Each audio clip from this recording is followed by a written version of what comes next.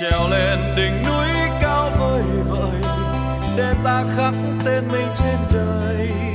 Dù ta biết gian nan đang chờ đón và trái tim vẫn âm thầm, ta bước đi hướng tới muôn vì sao. Đoạn đường nào trải bước trên hoa hồng và chân cũng thấm đau vì những mũi gai. Đường vinh quang đi qua muôn ngàn sóng gió, lời hứa ghi trong tim mình vẫn bước đi hiên ngang đầu ngẩng cao. Mà con tim ta đã ước nguyện cùng nhau vai vai để vinh quang ta chia sẻ cùng nhau.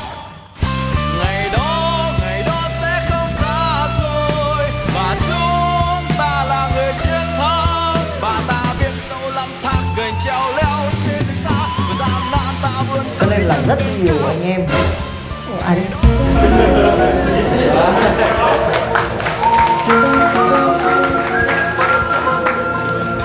lại làm tiếp thôi. Quên thôi, lại nộp lần sau nó nhớ em. Tôi là phải tôi đi quên mấy lần rồi mà đóng bạc nó nặng quá, tôi là lên đây là phát là bỏ điện thoại ở dưới kia cho chắc.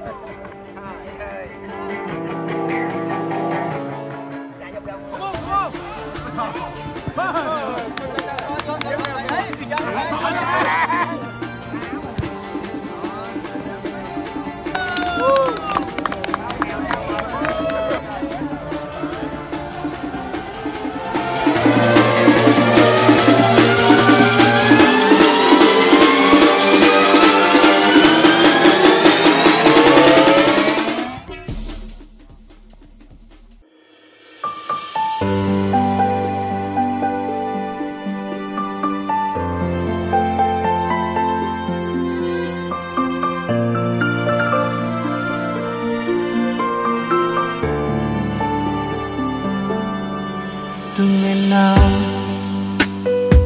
nồng nàn từng câu ca dao, từng ngày lặng lẽ sống với kỷ niệm ngọt ngào, bình yên những giờ chiêm bao.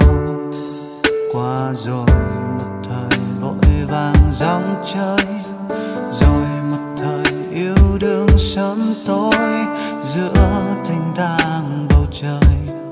Nắng gió muôn nơi thời gian qua đi buồn về nhiều lần suy nghĩ, đời ngọt ngào thì đôi khi